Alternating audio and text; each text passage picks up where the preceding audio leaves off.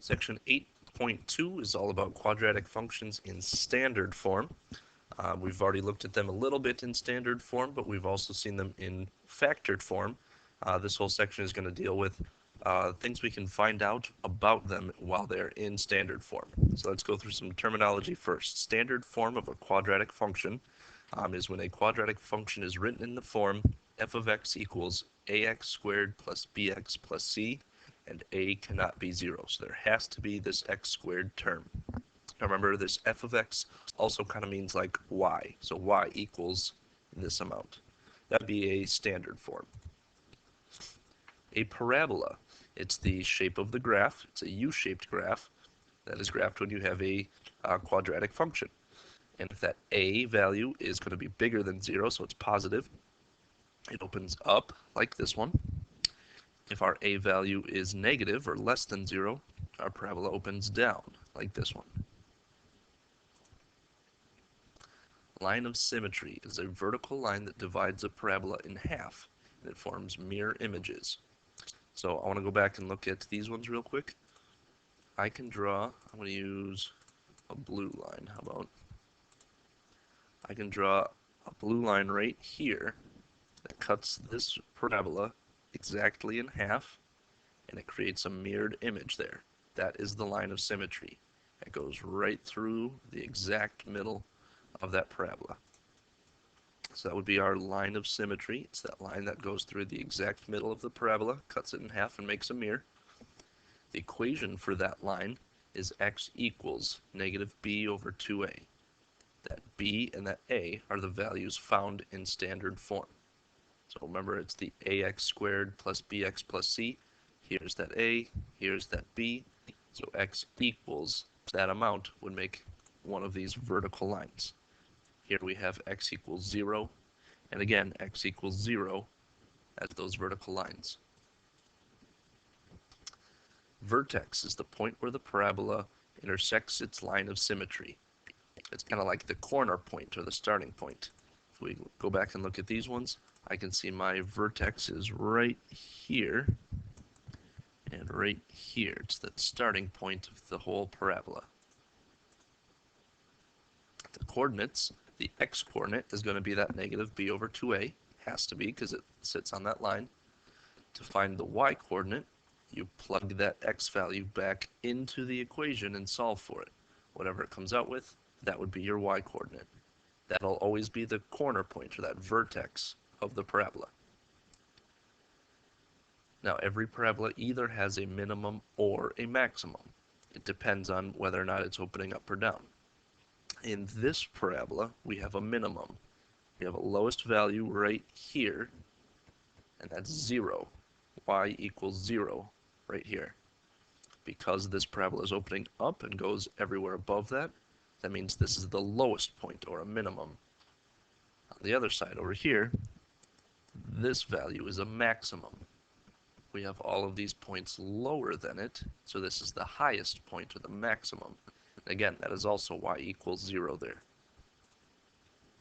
So minimum or maximum always depends on whether or not the parabola is opening up or down, and it always occurs at that y value of the vertex.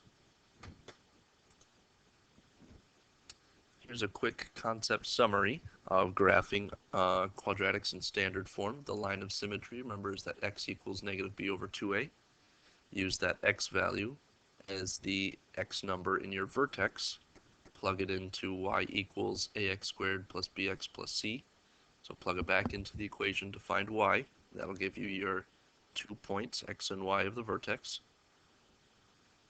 Max or min, if your a value is bigger than 0, so if it's positive, then the graph has the minimum, has a lowest value. If the a value is less than 0, so it's negative, then the graph would have a maximum value. And again, to find the min or max, it's always the y value of the vertex. X-intercepts, if you can factor the ax squared plus bx plus c, kind of like we did in lesson 8-1, then you just use that zero product property, set them equal to 0, and find the values of x that make that true. That will be your x-intercepts then. To find your y-intercept, that value is always c. This one right here, this value, when you have ax squared plus bx plus c, this value c is always your y-intercept. And we know that because when we plug in 0 for x, this piece crosses out, this piece crosses out. The only thing left is c. The domain of all parabolas or all quadratic functions will always be all real numbers. And the range depends on if a is positive, greater than 0, or if it's negative, less than 0. If it is positive, in this case, here, and y is greater than the y-coordinate of the vertex, we can have all numbers bigger than that value. If a is negative, less than 0, then y has to be less than all of the y-coordinates of the vertex. Let's try a few examples here.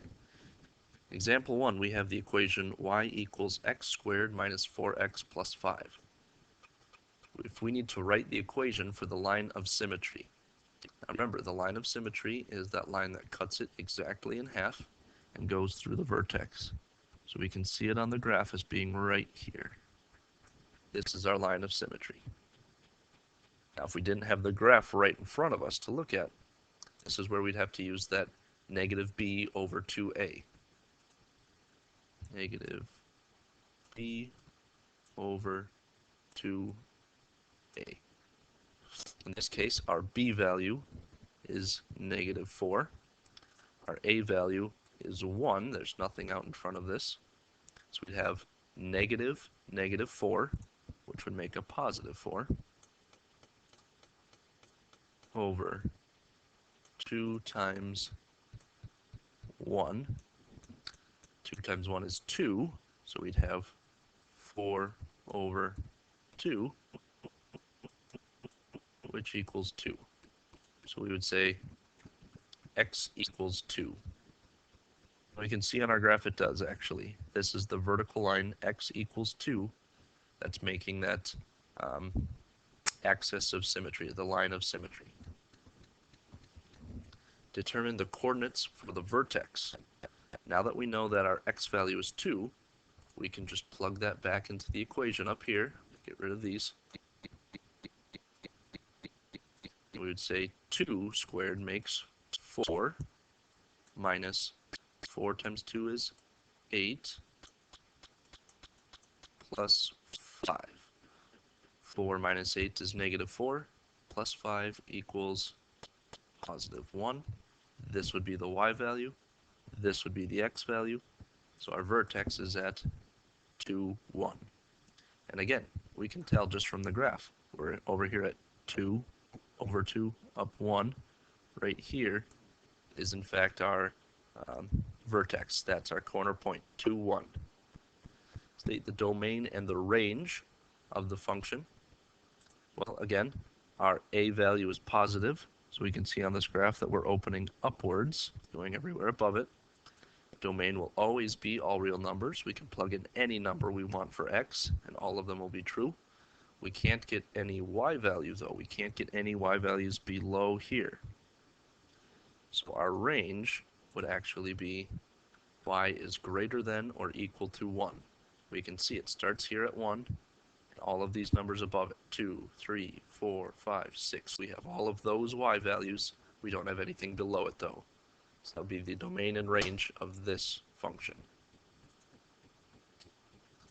Example 2, we have f of x, which again, remember, acts like y.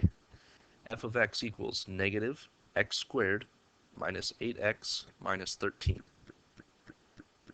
Part A says, write the equation for the line of symmetry. Now in this case, we don't have a graph to look at to double check, but we don't necessarily need it. Remember, we just need that negative b over 2a. So if we start replacing pieces, negative 8, because right here is our b value, it's this negative 8, over 2 times a in this case is negative 1. We have a negative 1 kind of hidden in front of this x squared term. So negative 8 divided by 2 times negative 1. Well, negative 8 is just positive 8. 2 times negative 1 is negative 2. And 8 over negative 2 is negative 4. So that line of symmetry is going to be at x equals negative 4. Determine the coordinates of the vertex.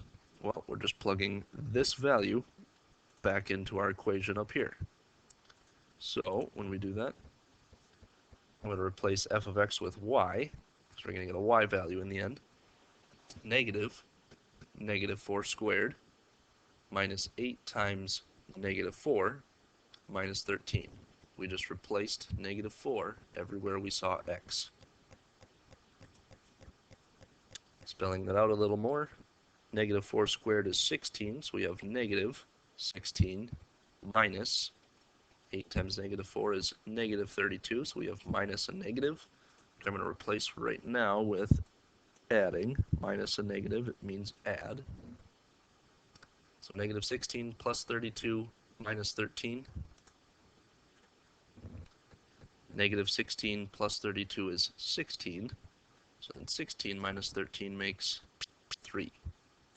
So our vertex would be at the point negative 4, 3. Here's our x value, here's our y value. Find the y-intercept of our graph. Remember, that's always this c value. It's always the last number on the end, negative 13. So we would say the y-intercept is at negative 13, or if you liked writing out the point, it would be 0, negative 13. Remember, the y-intercept is the point where x equals 0.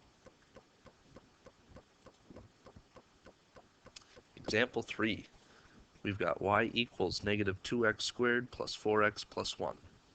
First, we need to state whether the function has a maximum or a minimum.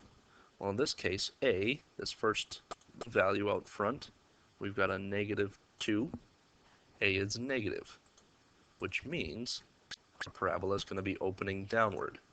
It's going to look something like this. Since it opens downward, that means there's a highest point up here, which means there is a maximum. So this function has a maximum value. Determine the coordinates of the vertex. Again, we need that negative b over 2a. In this case, our b value is positive 4. So negative 4 is what we're putting in here. 2 times a is going to be 2 times negative 2. So we change that to negative 4 over negative 4, which simplifies to 1. So that's the x value of our vertex. Now we need to find the y value by simply plugging it back into that equation. When we do that, it's going to first look like this. Y equals negative 2 times the amount 1 squared. We just plugged in this 1 for x. All of that added to 4 times 1. Again, we just plugged in x. All of that added on to 1. Simplifying that equation, 1 squared is just 1, so we have negative 2 times 1. 4 times 1 is just 4. Simplifying that equation, negative 2 times 1 becomes negative 2, so now we've got negative 2 plus 4 plus 1. Negative 2 plus 4 is 2. Add that extra 1, and we get 3. So our vertex is going to be at that point 1, right here is the x value. 3, right here's the y value. 1, 3. And lastly, we need to find the domain and range of our function. Remember, the domain is always going to be all real numbers. This will work for every parabola. The range depends on if it opens up or down. Remember, ours opens down like this. So we're looking for everything less than the y value of our vertex. So we need everything that is less than or equal to 3. Because y will touch 3, but it will not go any higher than 3. As you can see, this parabola only comes up to the very top and then comes right back down. So y is going to be less than 3. And that'll wrap it up for the first part of our video.